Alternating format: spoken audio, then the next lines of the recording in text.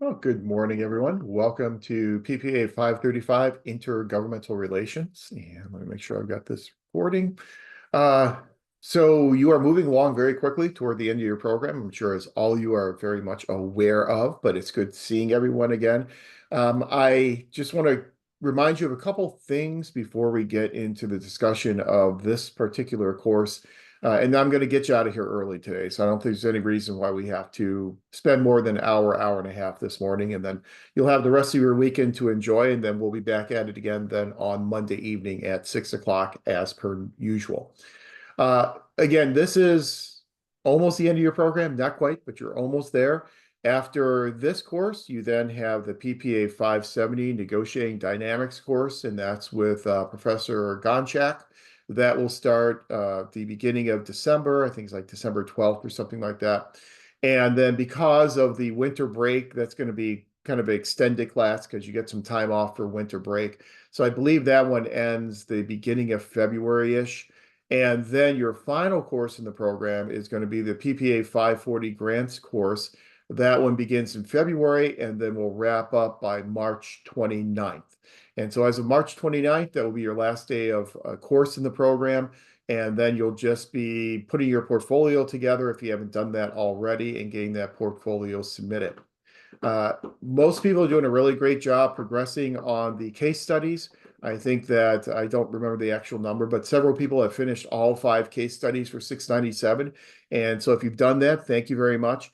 I have gone back along with Dr. Butts, and we've done the grade changes to change those RPs into the average of the grades that you've earned on the 5 case studies for everyone who's finished those case studies. It's a little weird this semester in that the second section of 697 fell into the fall semester. So I don't really know when the university will officially enroll all those grades for the fall semester.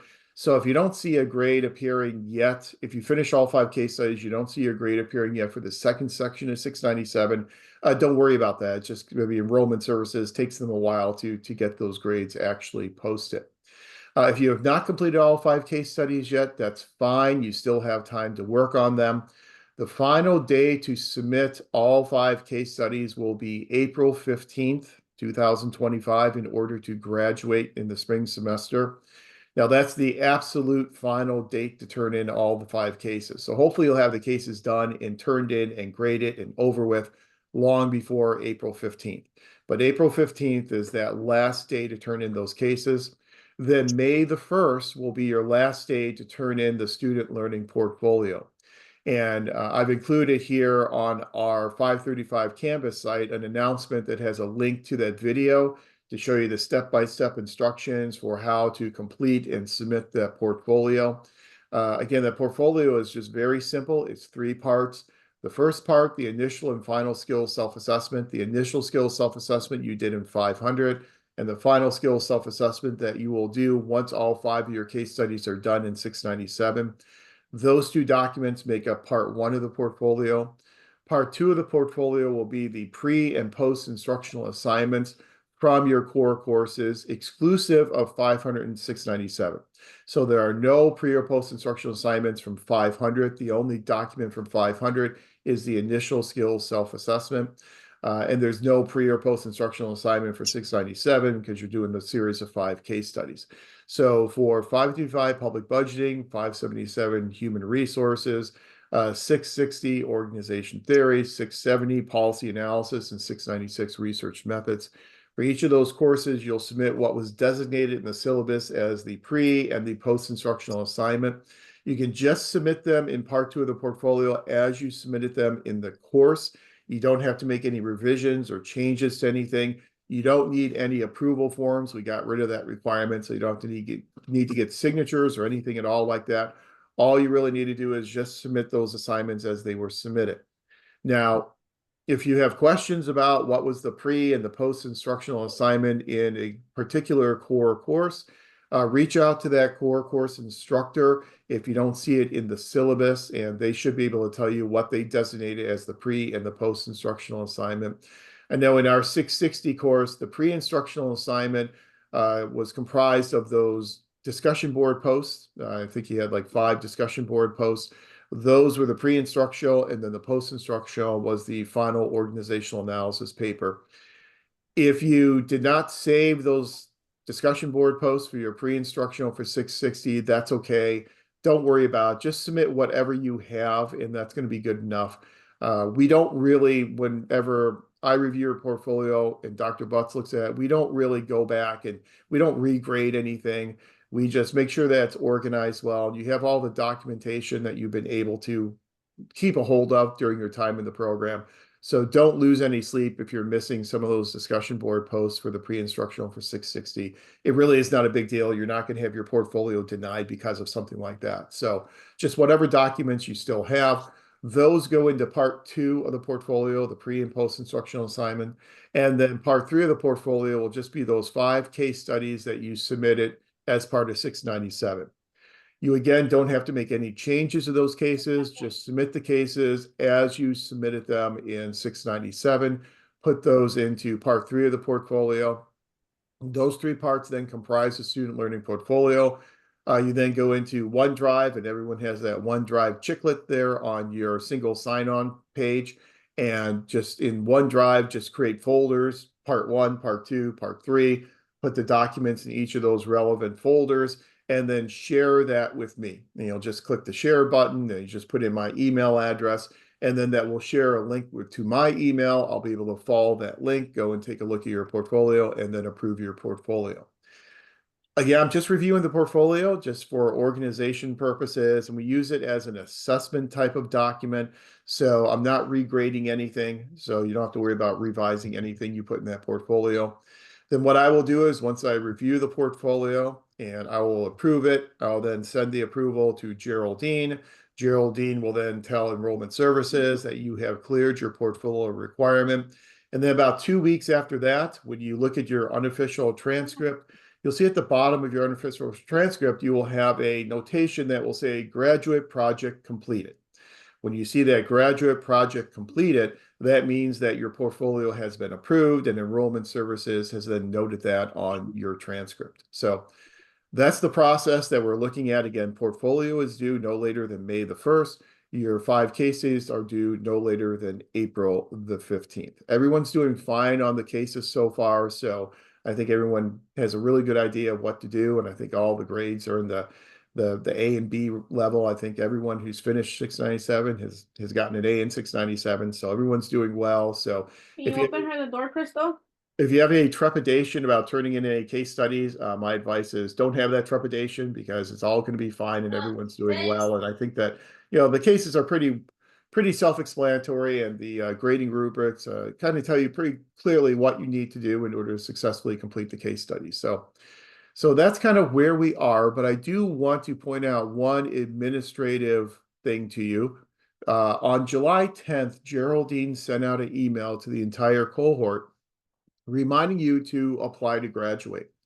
And she gave you instructions on how to do it. Hopefully everyone has already applied to graduate for spring 2025, because the deadline to apply to graduate is on October 15th. And I believe October 15th is Tuesday, so that's rolling around very quickly. If you have not applied to graduate yet, you can just go onto your single sign-on, your SSO site, and there'll be a chiclet on there that will say apply to graduate. You click on that, and then you can apply to graduate directly through the Enrollment Services website. It's a very simple form that you will fill out. They will charge you a fee, and it seems like every year that fee becomes more and more exorbitant. I think all those years ago when I started teaching here at Long Beach, I think the fee was $35. I think now it's something like $125, but the university always gets its money one way or another, I guess. But do make sure to do that before Tuesday, October 15th. If you miss that October 15th deadline, then they'll still accept your application to graduate, but they'll charge you a late fee, and they'll say that there's no guarantee that you will actually be listed in the graduation program in the spring. Now, I've never seen anyone who's missed the deadline not be allowed to graduate. I have seen some students who haven't made it into the program because they've waited too long to apply. So it's best just to apply if you haven't done so already by October 15th. And again, look for that email. It should be in your email boxes from July the 10th from Geraldine. And she provides you also with some resources to help you fill out that form. So Any questions about that, feel free to reach out to Geraldine. She handles all those administrative types of things, but just want to make sure that everyone's aware that that deadline is quickly approaching if you haven't applied to graduate yet. Esmeralda, go ahead. Good morning, Professor. I have a question in regards to the learning portfolio. Is there like a set time where you want us to submit it? Because I'm ready to submit, but I don't want to send it too early. I just wanted to see what you had to say. Yeah, that's a great question. You can submit it as soon as you've completed all 5 of your case studies. You can go ahead and the final skill self-assessment, you can go ahead and submit it. And so if all 5 case studies are done, you filled out your final skill self-assessment, you can submit it anytime that you want. And I'll just, the sooner you submit it, the sooner I'll approve it, and that'll be another administrative hurdle out of the way. But I would say the only thing is just make sure that you completed all 5 case studies before you submit the portfolio, because I'll have to hold on to the portfolio until I see the grades from the case studies before I can approve the portfolio. But you're good to go ahead and submit it whenever you would like to. Okay, and we just share it with you or with Dr. Butts as well? You can just share it with me because I end up reviewing all the portfolios for the DL program. So just share it with my email and I'll take care of it. Okay, thank you. Sure. Yeah, that's a great question. So those are kind of the administrative hurdles, if you will, that are coming up next, and then the future courses you're going to be taking in the program. Just want to make sure we were all aware of that. Any other questions about the portfolio or any of these deadlines that I can help you with this morning? Any questions that emerge, just always feel free to send me an email. I'm always happy to respond to emails and usually respond to them very, very quickly. So happy to answer any questions that you have as you speed toward the end of your time in the Beach MPA program. So without further ado, then let's go ahead and get into our course that we are currently in, PPA 535 Intergovernmental Relations. And today, all I want to do is take you through the syllabus, talk about some of the concepts and the topics we'll be covering, tell you about some of the assignments that you'll be doing and how we're going to handle this course, because this course is kind of a graduate seminar. And so it doesn't have a heavy lecture component to it. In our first Zoom session on Monday, I will go through some PowerPoint slides and kind of a refresher in federalism and intergovernmental relations, kind of going back to some of the information from PPA 500. But once we get through that, then I'm not going to be lecturing in this class. We're going to be going through the articles in the O'Toole textbook and the articles I provided to you on our Canvas site and having discussions of those articles. And so it is very much this type of graduate, kind of a type of doctoral seminar that you would normally have in a graduate level program. So that should be a relief to you. They don't have to listen to me as much as you have in previous courses. So we all know our schedule. The little odd thing in our schedule is that Veterans Day falls on November 11th. And so we're going to lose one of our Monday Zoom sessions. And so to rectify for that, I've gone back through the syllabus. I made some changes to the syllabus to kind of make the material flow a little bit better and work around that missed session on November 11th. It shouldn't affect us at all. We can still cover all of our information, get through all of our articles. But we will not have class on November 11th because that is a federal and university holiday. And then our final class session is scheduled for Saturday, November 23rd. We probably will need to have that session. I know in some of the courses we've had before, we've been able to cancel that final session. We're probably going to need to have that session just so we can make sure we get through all of our articles since we don't have that class on November 11th. Now, I'm not going to take you word by word through the syllabus. You've had me for courses before, so you know how I run courses and hopefully are comfortable with that approach that I usually use. I do want to just highlight a few things for you that I think are important to be successful in the course. I'll let you read through those course objectives on your own. But one of the assignments we do have in this class that contributes an additional course objective to this course is the discussion leader assignment. And that is, I don't know if you've done that in some previous courses. I think maybe Dr. Martin does some of this in some of his courses, but I really want to afford you the opportunity to be able to lead a seminar discussion. And so our 6th course learning objective there, effectively lead a classroom discussion.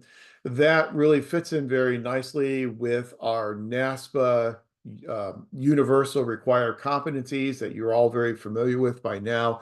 And that fifth universal required competency of the ability to effectively communicate with a diverse and workforce citizenry in culturally responsive ways. That's one of those core competencies that sometimes we struggle to really assess in this program. And so this course helps to contribute to that. We've got that from the 660 course in terms of your presentation of your organizational analysis paper. Here in this elective, what we consider to be a pre-selected elective course, you get that opportunity as well. The textbook is the American Intergovernmental Relations textbook by Lawrence O'Toole. Lawrence O'Toole is at the University of Georgia. He's one of those very well-known authors in the field of American intergovernmental relations. Essentially, his book is a compilation of important articles in federalism and intergovernmental relations. As such, some of the articles are a little bit older, some are a little bit more contemporary. So one of the challenges that we are going to encounter as we go through some of these articles is to make them more contemporary. And so as you're doing your article critiques, which we'll talk about in a minute, and as you're leading your classroom discussion, as we'll also talk about in a minute, one of the things you want to think about is how can I make this article more contemporary? How does this article fit within modern day public administration and intergovernmental relations? And so when you read these articles, do make note. If an article was published in 1974, obviously a lot of things have changed in intergovernmental relations since 1974, and you'll want to think about addressing some of those changes and how those changes may have affected the arguments that the authors are making. So this O'Toole textbook, a compilation of articles in intergovernmental relations. Then I have also provided for you on our Canvas site some additional articles beyond the O'Toole textbook that are meant to be more contemporary in their focus. And so we've got some articles looking at federalism and the Affordable Care Act. We've got some articles looking at federalism and the Tax Cuts and Jobs Act from 2017. And so we do have some of those more contemporary articles. Also, you've got articles such as the Review of American Federalism that the journal Publius publishes every year. And so again, we're kind of trying to make it a little bit more contemporary to complement some of these classical readings that we have in the O'Toole textbook. Speaking of Publius, Publius is another really good resource for you. I know I've probably mentioned Publius before in this program, but Publius is the premier journal in federalism and intergovernmental relations. It's kind of an unusual journal in that it talks about American intergovernmental relations and federalism, published by Oxford University. So it's actually published for many years in England by Oxford University, but it is that premier top-level journal in the field of federalism. The articles in Publius are usually very good articles. They are certainly all peer-reviewed.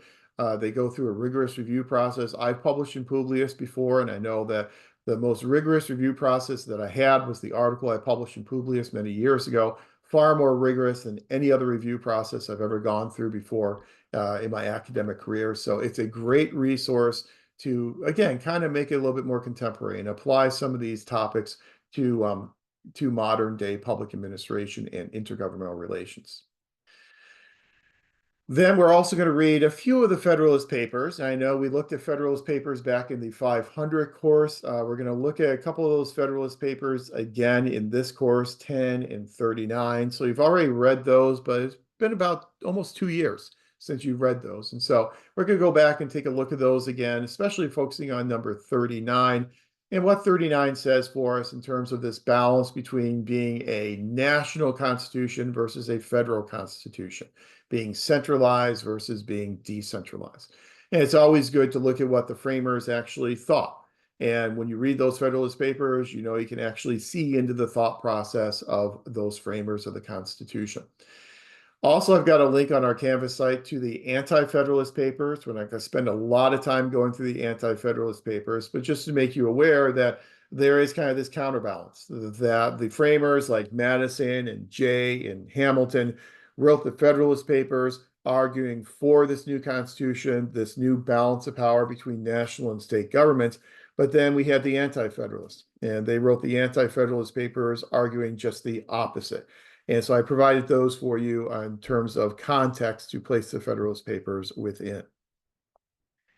If you just want a basic primer on federalism, any introduction to American government textbook, political science 101 type of textbook, we'll have a chapter on federalism that kind of, whets your appetite and kind of familiarizes yourself again with our system of federalism, which is not the only system of federalism in the world. And we'll talk about some other federalism systems around the world, places like Australia and Nigeria.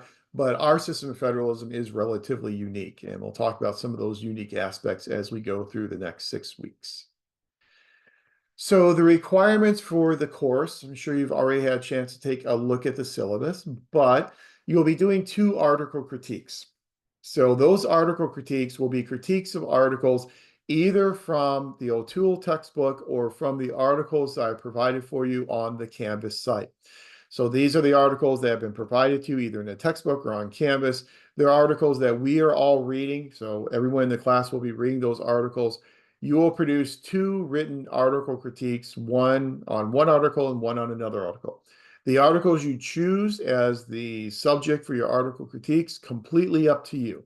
And you don't have to tell me in advance. You can just select any of those articles that you're interested in, and you'll be doing 2 article critiques. And let me just quickly scroll down on our syllabus. It's going to be a little bit slower than that because I got to move some things around so I can get to my cursor. All right, let's go down to here in the syllabus. I've got some more detailed specifics about the article critiques. So for each of these article critiques, each critique is going to consist of 3 different parts.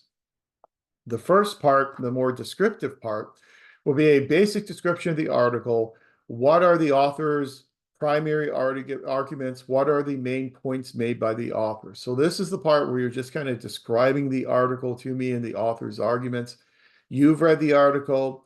I've read the article, I don't know how many times. And so this is something I'm not going to focus that much on. So just give me a brief description of what the author is saying in the article. Then second part, the critique should include an original analysis of the author's arguments. This is a part of the critique that I'm going to focus much more squarely on. This is something I'm really interested in. This should be the major portion of the critique. How valid is the author's argument? Were there any major considerations that were omitted by the author? I really want you to feel comfortable critically analyzing the argument. Again, here is a good point where you can bring in perhaps some more contemporary examples to show some things that maybe the author, it wasn't around when the author wrote the article. So they wrote the article in 1985. Well, a lot of things happened since 1985, and those things obviously aren't going to be covered in the article. And so this is where you want to say contemporaryize, if you want, if that's a word, make the article a little bit more contemporary and make it more applicable to modern public administration. Then the third part, you'll talk about the relationship between the article and intergovernmental relations and public administration. Are there any specific lessons that the article teaches us for public administration and intergovernmental relations? Are there any aspects of your job or of your organization that could be helped or assisted by the theories and arguments that are presented in the article? So the first part, descriptive; second part, analytical; third part, application. So how does it apply to modern public administration, intergovernmental relations, and or your position in your organization? So those are the 3 parts of the article critique. Each part, just to make it simple, I'm going to make worth 30 points, and then there's a 10-point quality of writing component. So please do make sure to proofread your critiques very well before you submit them. Make sure that you cite all resources that you use. I am going to ask that in these article critiques, you at least rely upon a little bit of outside research. So typically 3 to 5 outside sources would certainly be good enough to get the job done. But I do want you to, in addition to your thoughts about the article, I do want you to supplement your thoughts by finding out what some other people think about that topic as well. And so 3 to 5 scholarly, peer-reviewed article citations would be necessary to get full credit on the article critiques.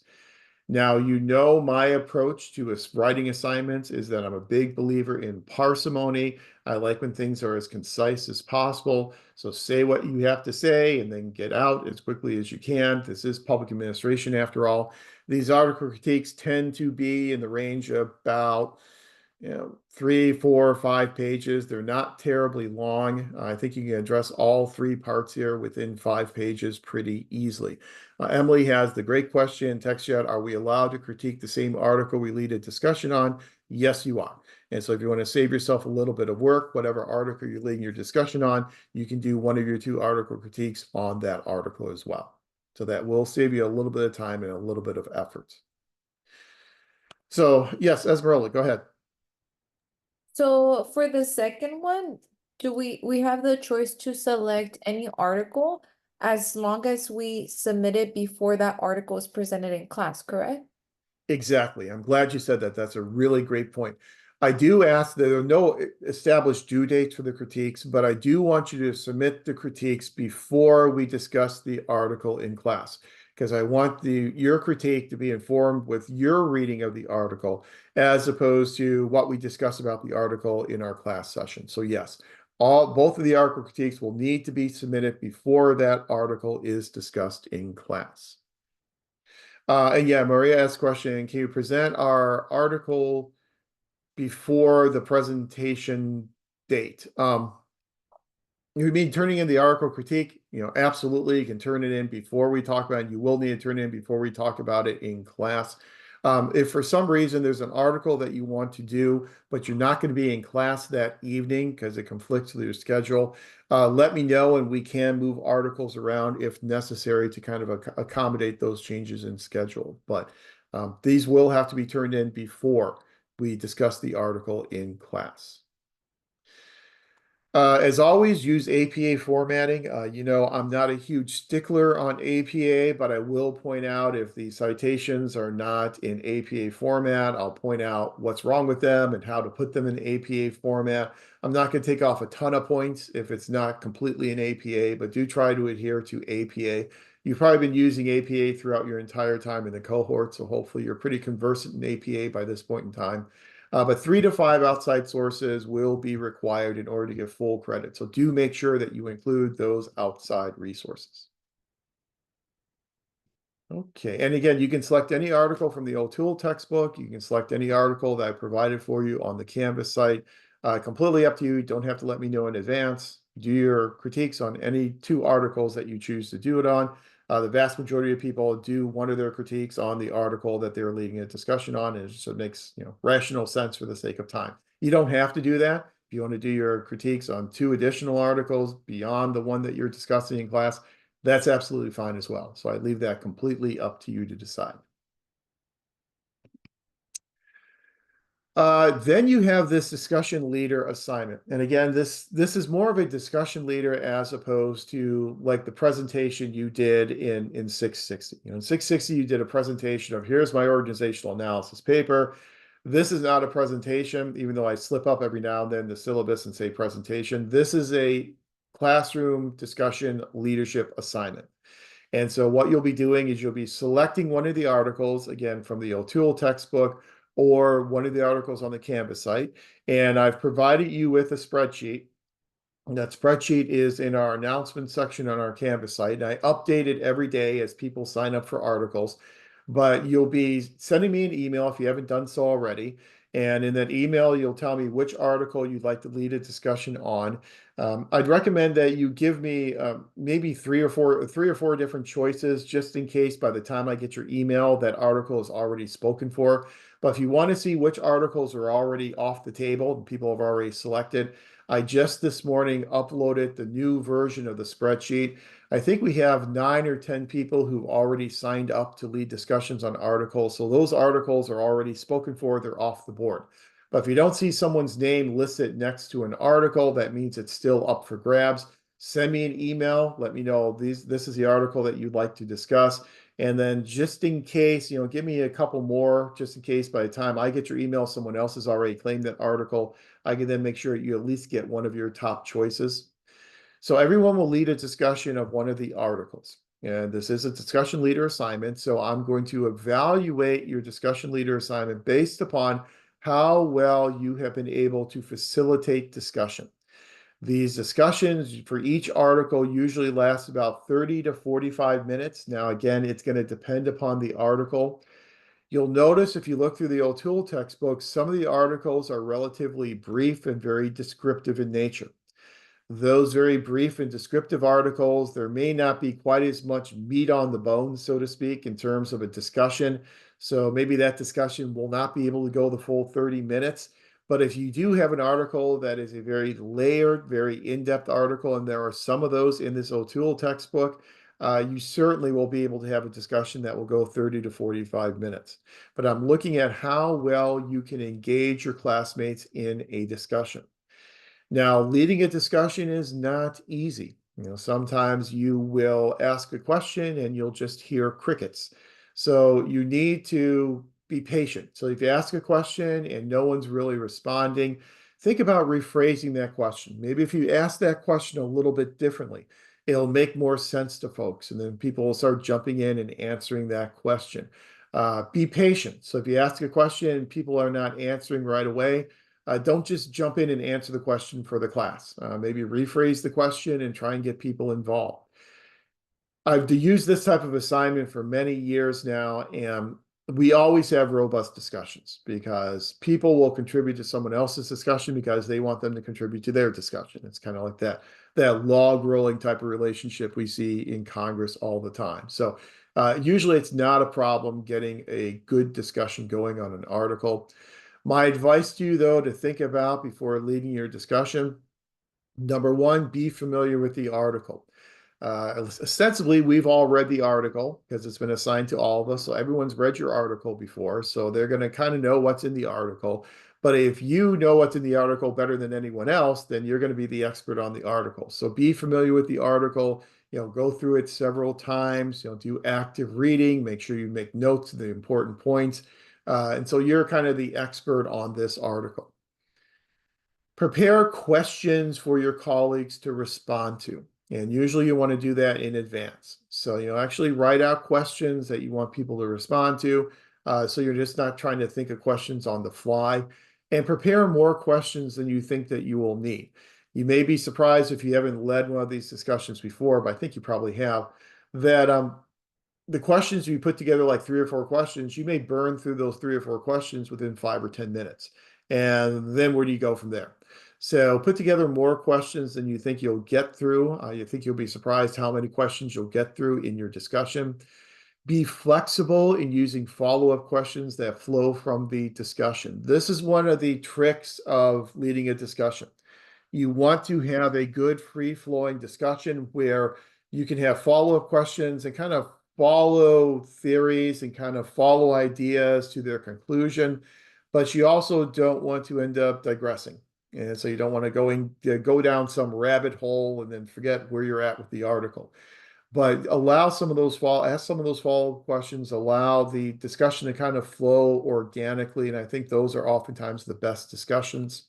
As I said, give your fellow students an opportunity to answer the question before you jump in and answer the question for them. Those are just some tips and tricks that usually help the discussions flow and make for a better discussion leader assignment. I am again going to evaluate it based upon your ability to facilitate discussion. You don't have to use any visual aids if you don't want to. Some people like to have, PowerPoint slides and with their questions on them. You can certainly do that, and that's absolutely fine. If you don't want to use PowerPoint slides, you don't have to, and I'm not going to deduct any points if you just want to have a free-flowing discussion without any type of visual aid. Absolutely fine. Whatever you're comfortable with is fine with me. I'm just going to be looking at how well you've engaged your colleagues in the discussion. But if you haven't signed up for an article yet, please send me an email. Let me know what article you want to do, and then I will assign you that article. I'm going to, I didn't make the the spreadsheet shareable, and so it's not like in live time that you can go in there. So send me an email, and then I'll put your name with the article, and then I'll keep uploading new versions as the new versions are created up onto our Canvas site under that announcement that's called article signups. And I'll put the date on the file that I put up there, so you'll know if it's from today or if it's from yesterday. The one I have up there today has today's date on it, which lets you know that it is the most recent version of the spreadsheet. If someone has emailed me asking to do an article and you don't see your name listed on the spreadsheet, send me an email and let me know. I think I've got everyone. I don't think I've missed anyone, but send me an email if you're not on the spreadsheet and you think you should already be on the spreadsheet. But do try and get that email to me in terms of signing up for an article as soon as possible, because those articles tend to go by very, very quickly. You also may want to consider if there's going to be one night that you're away on work, you're not going to be able to be in our Zoom session. Just trying to avoid the articles that are being discussed that night. I have the date and I have the article, and then I have the person who will be presenting or who will be leading the discussion on that article. So just avoid those nights if you're not going to be with us, and choose an article from a night where you will be here in attendance. So you've got two of those article critiques and then this discussion leader assignment. So both article critiques, each one's going to be worth 100 points. Discussion leader assignment is worth 100 points. And then we have our normal Canvas postings like we do in all of our courses. I've changed this. I did have 6. I've reduced it down to 5. So you have 5 Canvas postings you'll be doing throughout the duration of this course. Each one of those will be worth a total of 20 points. And what I'm going to do is ask you to not only respond to my prompt in the discussion area, but also then respond to 2 of your classmates, just so we can get some discussion going in the discussion area in between when we are together live synchronous on Monday evenings. So 5 of those Canvas postings, initial response, as well as responses to 2 classmates. And that will then be add up to 100 points. You add the whole thing up and you have a grand total of 400 points for the course. You know how I am in terms of grading flexibility. And so if you come in at the end of the course and you're less than 1% away from a higher grade, then I will go ahead and give you that bump as long as you've turned everything in on time and given it the old graduate school try. So those are the assignments we're going to be doing in the course. All your Canvas postings for each week need to be done no later than midnight on Sunday, since we get together on as a class on Mondays at 6 o'clock. If you can get them all in by Sunday, it'll give me a chance to go through and review them. So if there's any information from those discussion posts that I want to bring into our Zoom sessions on Monday, I'll at least have the opportunity to review them first and be able to do that. I would ask if you could, though, to try and get your initial post done earlier in the week so that everyone has something to respond to. If we all wait until Sunday at 11 o'clock p.m. and we are just now all putting in our initial post, then everyone's going to be rushing to do the responses. So if you can get your initial post done earlier in the week, that would be great. But the final due date for each weekly discussion board post will be midnight on Sunday. Okay. So what are we going to be covering in this course, and when are we going to cover it?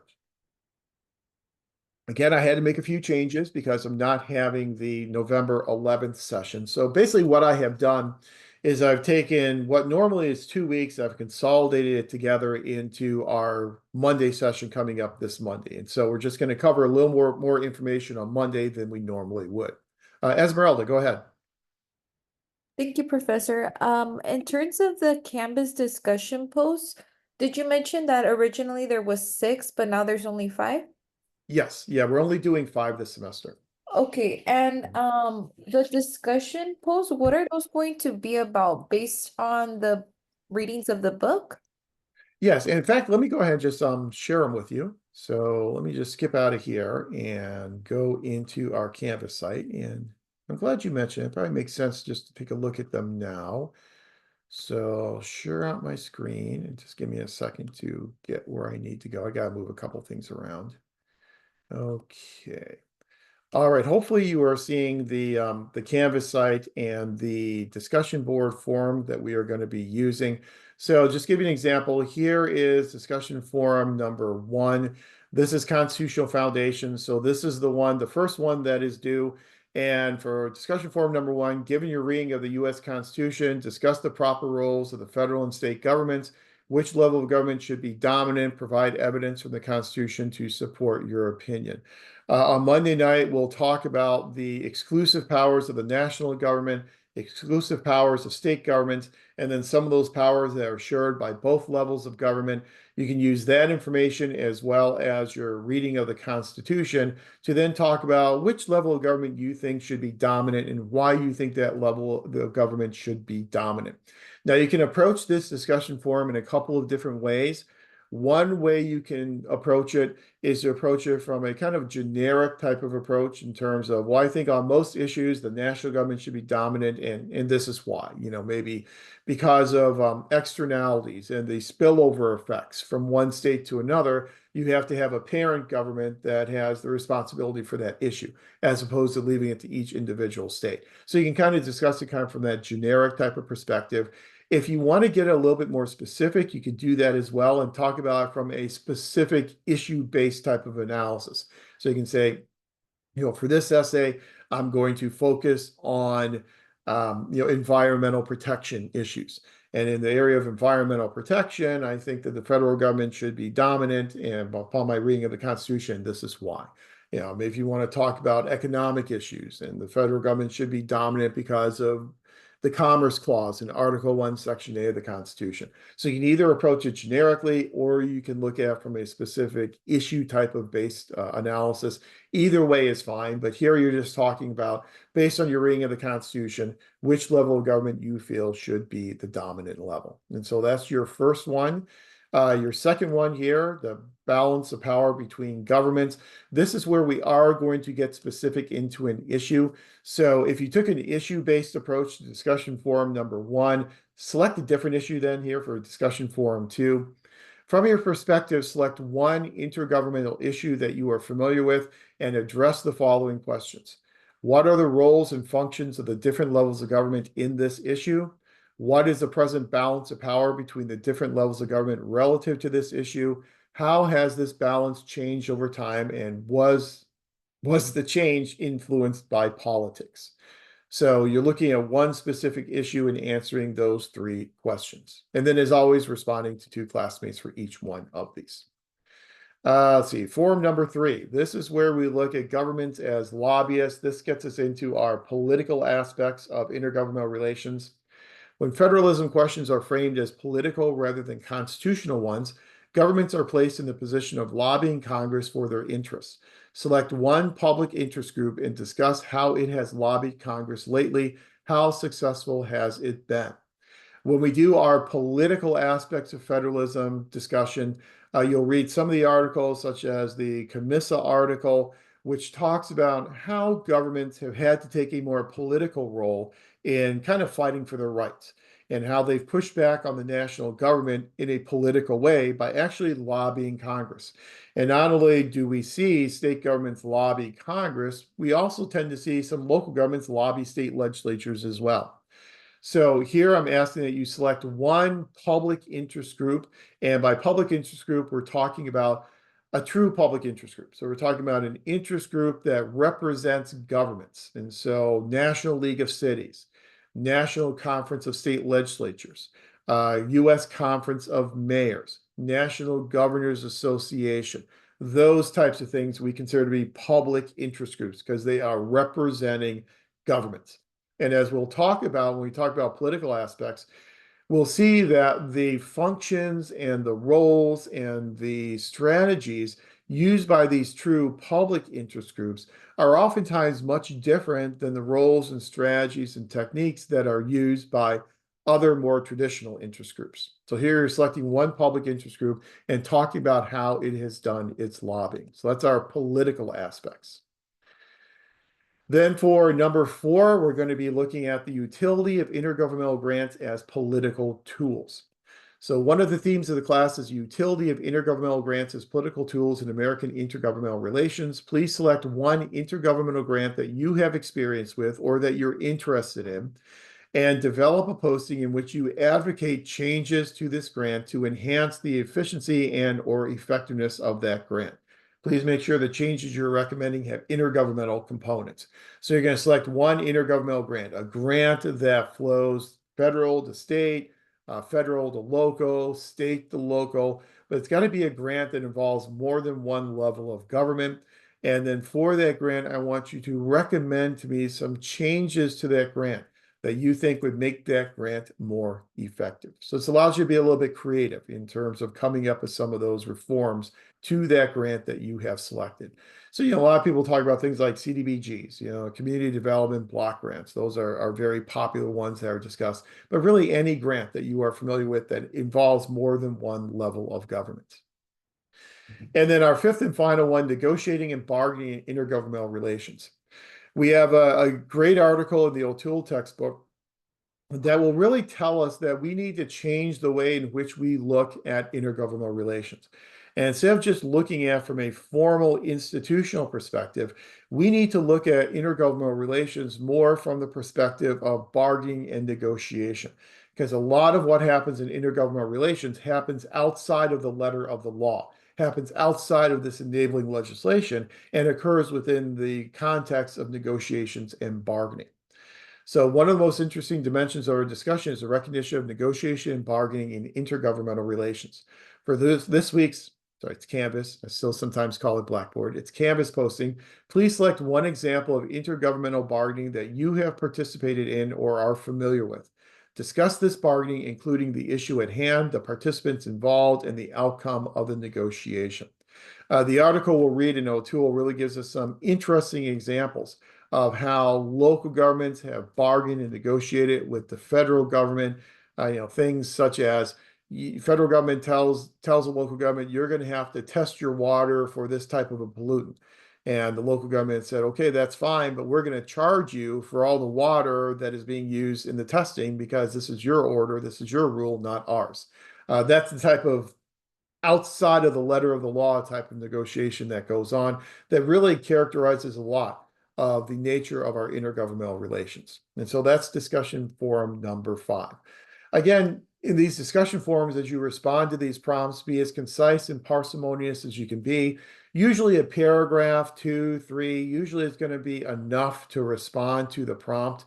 So you don't have to write a dissertation or a thesis. Be as concise and parsimonious as you can. Then in terms of your 2 responses or responses to 2 of your classmates, those responses can be much shorter, maybe a few sentences, a paragraph would certainly be good enough for a response to a classmate. So I'm glad you asked that. So those are the 5 discussion forums that we will have for this course. You can certainly inform your discussion board response with outside research if that's necessary, if you would like to. Just if you're using outside research, be sure to include the citation at the bottom of your discussion board posts. You're not necessarily required to do that, but if that is necessary, do make sure to include your citation. So those are the 5 discussion board posts that we are going to be doing throughout this course. I used to have 6 of them, but I just thought because we're losing a week and all that good stuff that we should probably just do 5 instead. Go ahead and get back into our syllabus. Okay.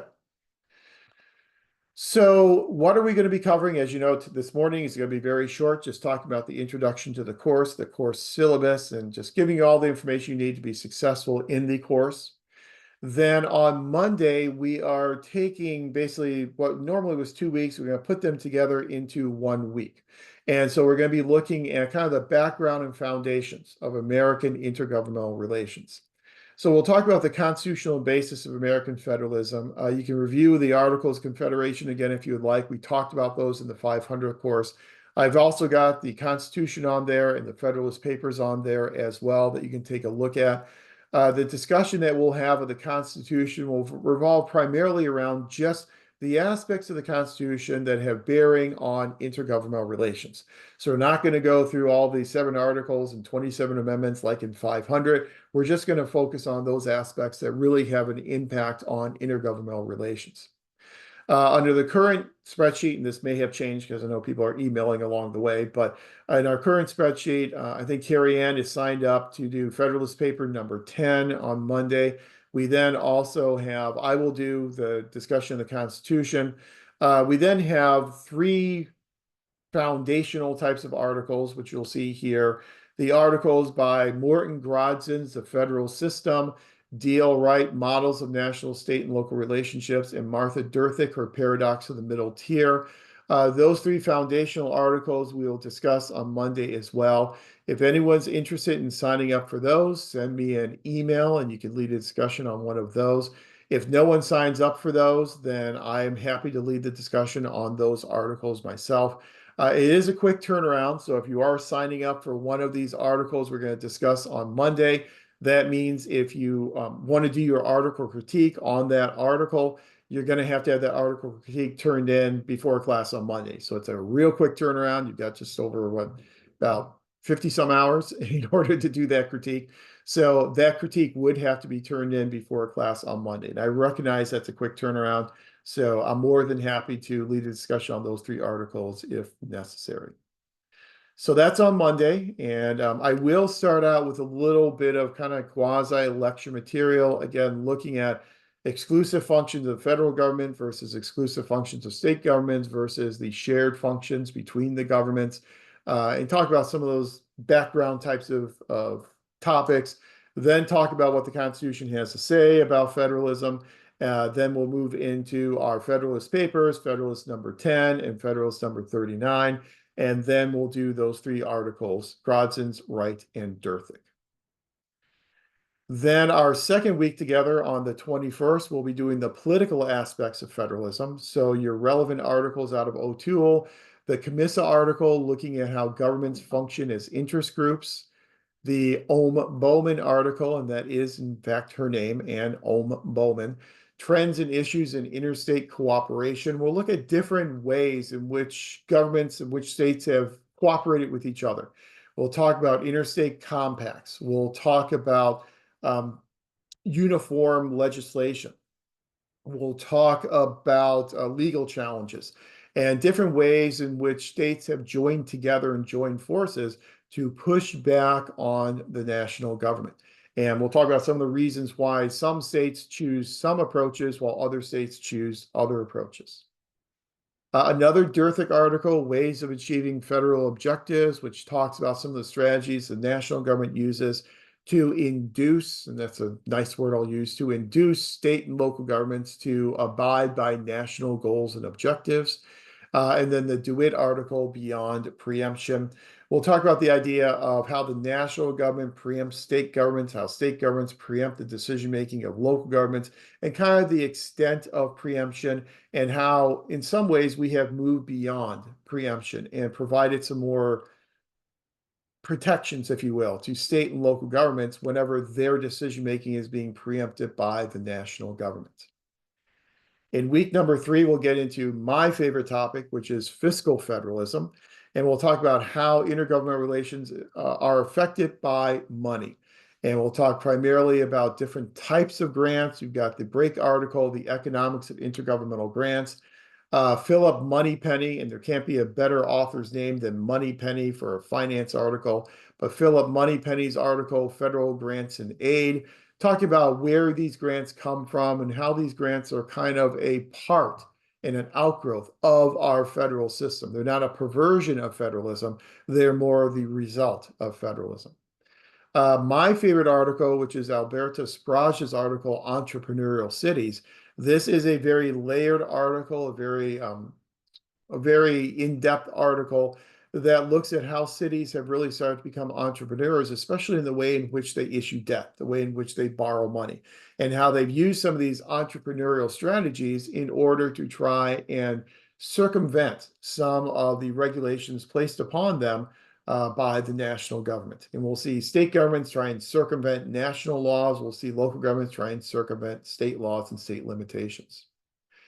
The U.S. Advisory Commission on Intergovernmental Relations article, Why Categorical Grants?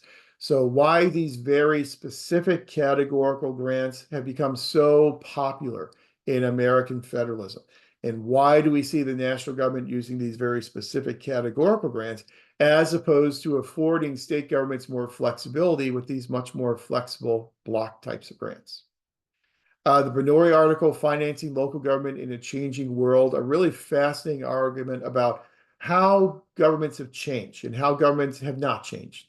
The world has changed, and in some aspects, governments have kept up with those changes. In other aspects, governments have failed to keep up with those changes. We have much more mobile consumers and mobile transactions that are going on, but most of our state tax systems are highly antiquated, and they have not really been updated to capture this change in mobile transactions. And then the Devola article, Tenth Commandments, a little play on Ten Commandments, Tenth Commandments, again, looking at how these mandates and these orders from the national government have really caused a lot of fiscal strain on the part of local governments, and how that fiscal strain is different depending upon type of local government. The fiscal strain can be more pronounced on a special purpose government like a school district, as opposed to a more general purpose government like a city or a county. So that week will be our week on fiscal federalism, the fiscal impacts of federalism. Then week 4 on November 4th, we'll get into the administrative aspects of federalism. We'll have an article, another one by the U.S. Advisory Commission on Intergovernmental Relations. I'll talk to you more about the ACIR and what it was and what it did and why we kind of miss it today. But this is a report from the ACIR on different types of mandates that national government uses in order to compel behaviors on the part of state and local governments.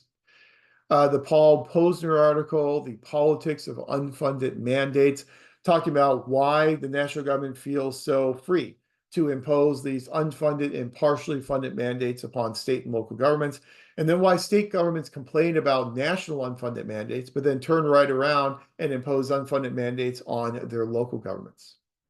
The Agranoff article, which again looks at this idea of how federalism has changed and moved more into this informal world of bargaining and negotiations.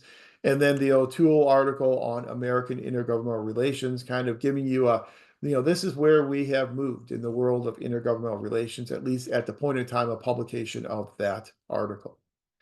Then Veterans Day is on Monday, November 11th, so there'll be no class that week. Then we'll come back on November 18th for Module 6, where we will look at the future of intergovernmental relations. We'll look at Homeland Security and Don Kettle's article. We'll look at federalism by Waiver and Thompson's article, how a lot of the policies that we've implemented at the national level have actually been modeled after initiatives at the state level, and how the federal government has provided these waivers to allow state governments to be kind of entrepreneurial, to be what Grodson refers to as the laboratories of democracy, and to try out all these new innovative approaches.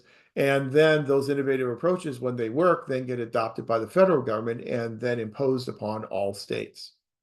The marijuana article, and this is one that whomever selects this one, you're going to have to update this one, obviously, because this one looks at medical marijuana and that very famous landmark case in terms of legalization or non-legalization of medical marijuana. And we know this is a very quickly changing issue. The sands are really moving on this issue very quickly. The Obama administration took one approach to the implementation of federal marijuana law. The Trump administration took a completely diametrically opposed approach. And now in the Biden administration, we're kind of taking on a third approach to how we're implementing or not implementing federal marijuana law. And then one of my favorite articles, the Walters article on intergovernmental relations, kind of looking at, we no longer have a lot of our organizations like the Advisory Commission on Intergovernmental Relations. And so where do we go from here? Who's going to do all this work in intergovernmental relations? Who's going to do all this research now that we have lost a lot of the major organizations that have been funded to do that research? So it's kind of like, where do we go from here type of an article. Then in our final Saturday session, we will wrap up the remaining articles that are on the Canvas site. I didn't list them all here. They're all on Canvas and all listed on the spreadsheet. So that's why we're probably going to have that Saturday session so we can finish up all of those discussions. As I said, all of your Canvas essays will be due on the relevant Sunday. So your first one is due on October 20th, so a week from tomorrow. then the 27th, November 3rd, November 10th, and then November 17th. The rest of this, all the boilerplate information that you're familiar with on syllabi from past courses. In terms of academic dishonesty, we as a department and as both programs, stateside as well as DL, we continue to struggle with the issue of the proper use of AI and the proper use of generative AI. And different instructors in the program and at the university have been allowed to take different approaches to the use of AI. The approach that I use to AI is that it's not completely banned in this course, but it can only be used for a very limited purpose. So if you want to use AI for like brainstorming, to come up with ideas or different ways of looking at something, I think that's going to be used a lot in the future of public administration. So I don't want to preclude you from doing that. Obviously, AI cannot be used to create discussion board postings or create article critiques. You cannot use it for assignments in the class. That kind of goes without saying, even though we're saying it. But it is kind of sometimes a good brainstorming type of technique. So I'm not completely going to preclude its use for that very limited purpose. As you see, we got everything else, all of our regular boilerplate information. Changes to the syllabus. There may be some changes made to the syllabus depending upon how we progress and depending upon whether or not people have some scheduling issues that would preclude them from doing their discussion on a night that they signed up for. If something happens, I know that, family things intervene, work intervenes, and if you cannot lead your discussion on the night you signed up for it, it's not ideal, obviously, but if that happens, we can always talk about moving your discussion leader date to a different date. Hopefully that won't happen, but those will be the types of changes that may happen to the syllabus if necessary. So that is the course. That's the syllabus. You've seen the discussion forum that we are using in the class as well. Do you have any questions on the course or any of these assignments?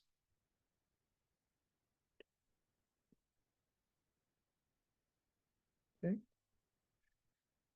Do you have any programmatic questions now that you have me here in front of you on Saturday morning? Any questions about the program or any clarifications you need about the program as you are now really entering that last leg of the program? So you're getting very close to the end. Any questions from a programmatic perspective?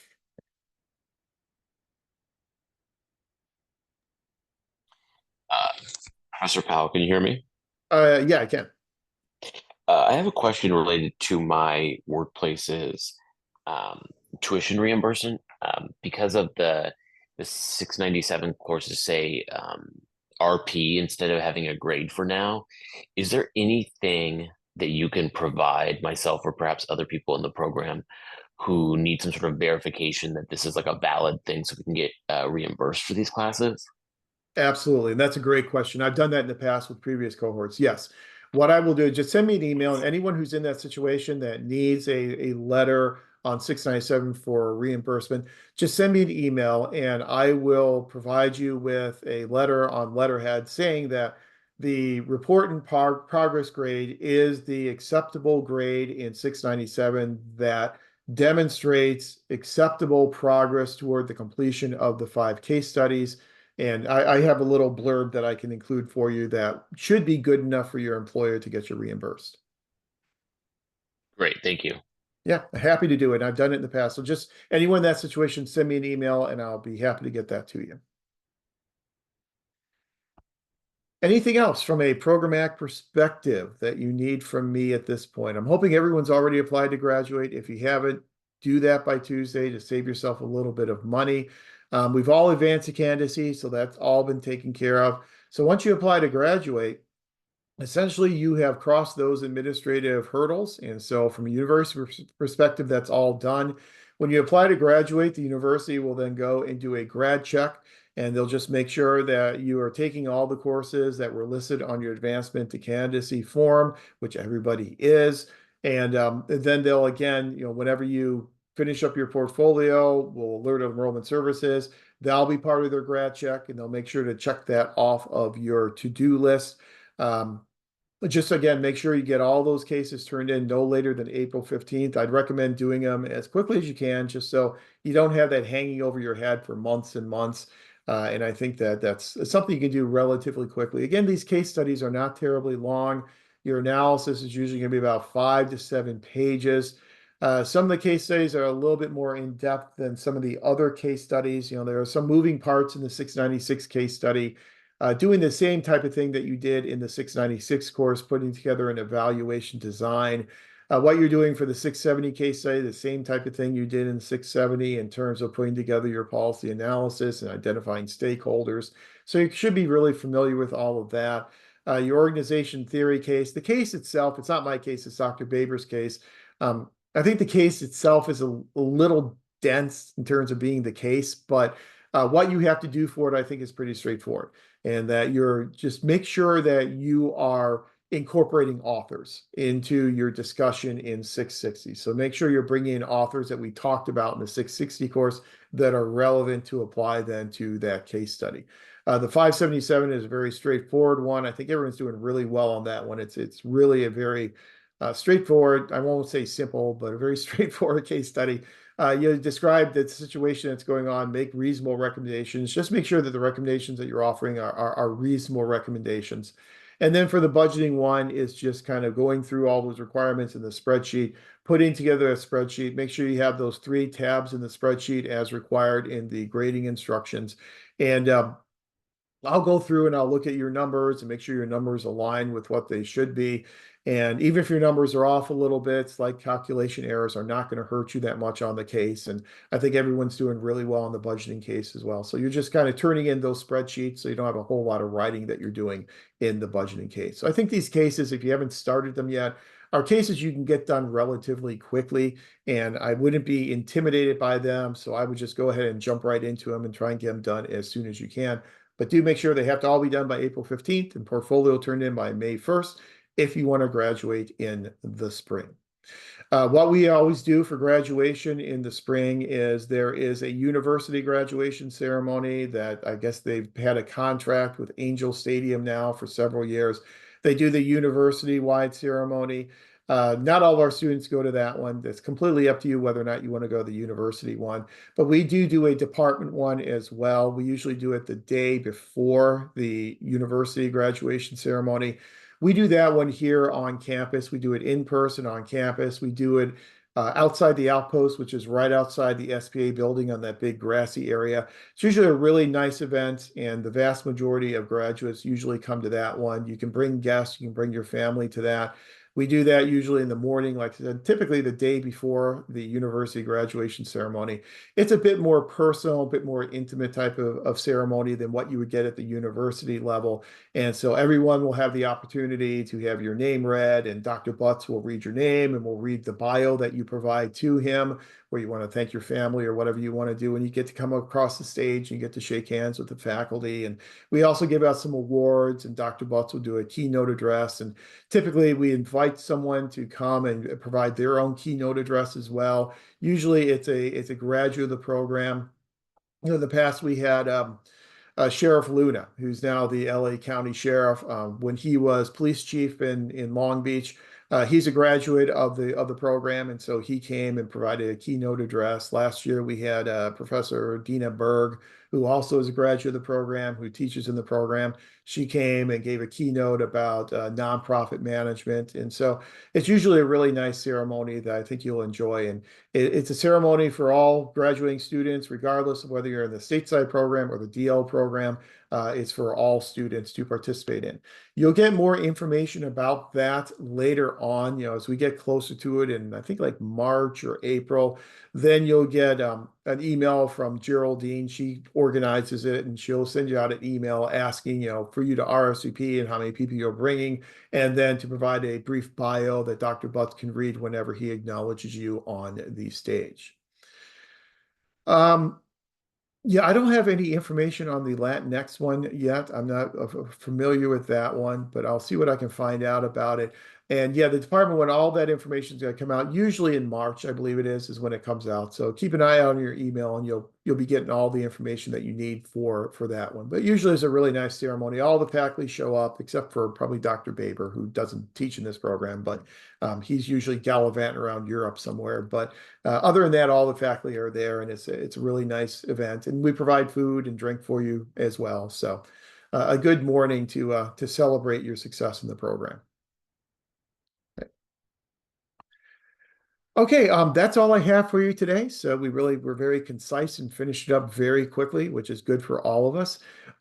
Do remember, if you haven't signed up for an article yet, please do send me that email. I've been hearing my emails beep at me as we've been going through this session this morning, so I'm sure I've got a lot of emails sitting there. I'm going to go through them as they came in, and so I want to make sure it's first come, first serve. But if you haven't sent that email yet, please do that, and then I will assign you an article to do your classroom discussion leader assignment on. Okay? Any questions that you have about the course, feel free to send me an email. Otherwise, we will be back at it on Monday at 6 o'clock. You'll notice I've got those links up there on the announcements on our Canvas site. It is a different link for our Monday sessions than the link that you use for today's session. So please do make note of that. Use the Monday link, and then that's the link we'll use for all of our Monday sessions. And then there is a separate link then we'll use for our final Saturday session on November 23rd. Okay. All right. Well, thank you, everyone. I hope you have a great weekend, and I'll talk to you again then on Monday evening. So take care. Have a Thank good you. weekend, Thank everyone. you. Thank you. Thank you. Professor, would you mind staying on just